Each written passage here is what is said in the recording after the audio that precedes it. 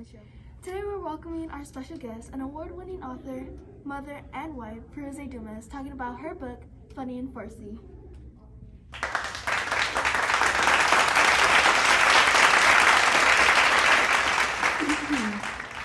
Hello and welcome. So, you wrote a book. Let me just say I read it and I loved it. Thanks. So, while I was reading, there was a couple of stories that really stood out to me. So, if you don't mind, we'll just be talking about those. Okay. So, in your vignette, Waterloo, your father was the person in your family who taught you and your family how to swim correctly, right? Yeah, he was. Me and my family are from Iran. Around the time I recently moved to America. Back in Iran, swimming was not a necessity, and you only learned if you taught yourself or if your father was. My father was the only one who could swim in our family, so he became our instructor and decided to teach everyone how to swim. He successfully taught the rest of my family members, including my cousins and aunts, but couldn't teach me, who only seemed to sink. He eventually gave up. Later, my aunt came to visit and tried to teach me how to swim by letting me go in the deep end. I sank again, and I almost drowned. The family decided I was a lost cause. Later, I tried swimming again, this time in the ocean, and I figured out how to swim, and now I love water. Oh, so your father thought you were a disappointment until you were able to swim? Well, yeah. Great. Now, time for our special guest. Please welcome Farsi's father, Kasame Dumas.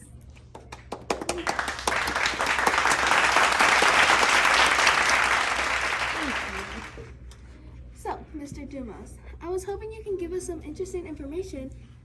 Well, after my daughter had told me that she swam in the Caspian Sea, I became a little bit suspicious. I was thinking that the Caspian Sea was a wimpy sea with shallow water and clear blue ocean water. So I began to research and found out that the Caspian Sea is one of the most dangerous seas because of the enormous amount of pollution that is being leaked into the sea by oil extracting companies. And so much pollution has overtaken the Caspian Sea that it is very dangerous for any wildlife to live in the sea or reproduce. It made me a little disappointed in myself because my daughter learned to swim in one of the most dangerous seas without my help. I felt jealous and a little bit prideful because she showed me how determined she was and how resilient she was to learn to swim without me.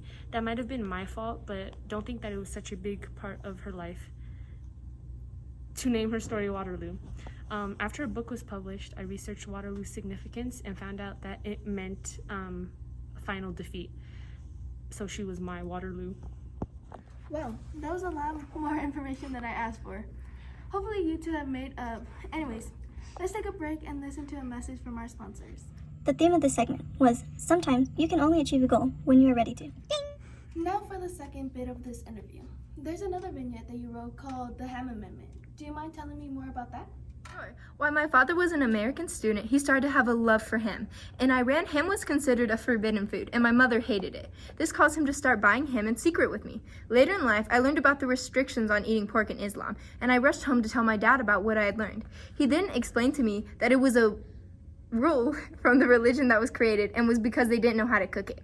He started by saying that it's not what we eat or don't eat that makes us good people, and that it's how we treat others that determines if we are good people or not. And that sticks with me till this day. Oh, so you didn't even know that ham was forbidden? That's crazy. Well, that sure is fascinating. Now for another surprise, will everyone help me introduce Farsi's mother, Nazare Dumas.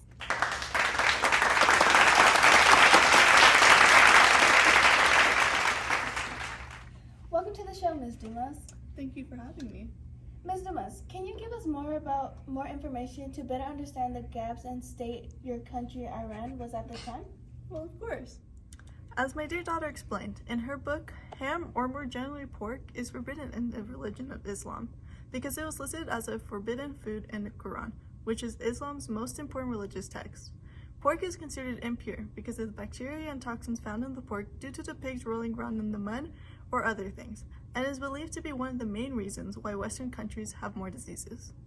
Wow, fascinating. And as for when she mentions the Shah, in our country, the Shah was essentially the king of Iran. The last Shah, Mohammad Reza Pahlavi, during his reign maintained a pro-Western policy. His main goal was to modernize Iran, but many others believed he was only being a puppet for the US.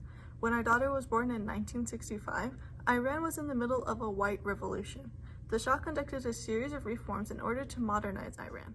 In 1979, the Shah of Iran was overthrown, exiled, and left for Egypt after being granted asylum there because of the Iranian Revolution, and stayed there until his death in 1980. Wow, that certainly is interesting. Thank you so much for your time, Ms. Dumas, for coming on the show and providing all those amazing facts. Now it's time for another quick word from our sponsor. The theme for this segment was you should not judge people by their actions, but by their character. Ding! Welcome back to the Challenge Show and our final segment of the night before we say goodbye. Here we still have Firuze Dumas. Firuze, this third and final vignette in your book that I'm going to ask you is Judges Paid Off. Now, for those who have not read it yet, can you give us a quick summary? Sure. So it happened like this. My husband and I went on a trip to the Bahamas to relax and enjoy the nature and sights as any normal person would. When we arrive in the Bahamas, we arrive at a tourist-like location where the place is crowded and full to the brim with drunks. No one is appreciating the Bahamas, and everyone is just going to get drunk. This obviously disturbs my husband and I, and we finally get fed up and decide to walk around and see if there are any other islands that we could go to. We eventually find a location and go into a really sketchy boat named the Spanish Rose, which I totally thought was a drug boat. Anyways, we arrived at a small island with little to no tourists. In the first second we arrived, thinking that something was strange was up, we found a hotel that was the most expensive food ever due to the import of the food. We relaxed and take in the beauty of the island, which creates calmness and peace for us. During our stay, we were disturbed by some locals. The locals do a beauty pageant each year and decide to make my husband and I judges in the competition. During the pageant, everyone looked the same. No one had any distinct characteristics, and they all had the same last name, Pinder. During the competition, the famous judge next to my husband and I told us to pick the person that we thought was the most articulate. So we did. We picked a girl that looked like the underdog. She was a little overweight, and she was not as pretty as the others. She looked so glad and surprised. All of a sudden, the locals became furious and began screaming that we had been paid off. A mob started to form, and they followed us to our hotel, shouting that we were so-called judges paid off. Their leader had some rage in their eyes and was so angry that when she yelled, her veins popped out of her neck. We returned to our hotel and tried to get some sleep the rest of the night. The mob followed us all the way to the outside of our room, saying that we were paid off still. While I was being sleep deprived, my husband, the lucky one, was fast asleep like a log. I had to endure that god-awful night, and it stays with me to this day. Oh my, that was awful.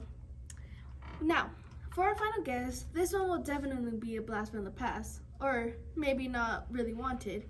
Please welcome the mob leader from your time in the Spanish Wells, the mother of Chantel, who was one of the beauty pageant contestants.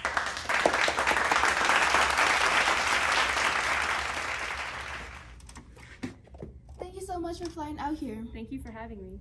In Firuze's vignette, we come to know a little bit more about the island Spanish Wells. Can you please tell us some more about the small island and the conflicts with Firuze? Sure, of course not, because I'm not a shameless liar who is greedy for money.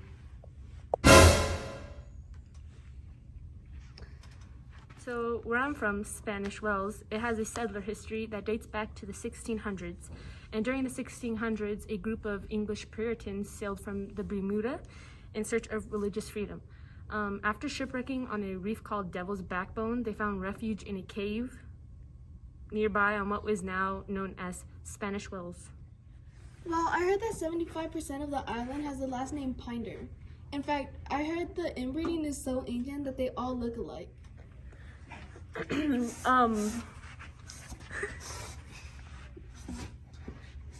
Well, that sure was interesting and kind of disturbing. We'll be right back after a quick word from our sponsor. The theme of this segment is honesty and truthfulness are hard for one to accept due to the stubbornness and rejection that one projects onto others. Now, comes to the end of our show.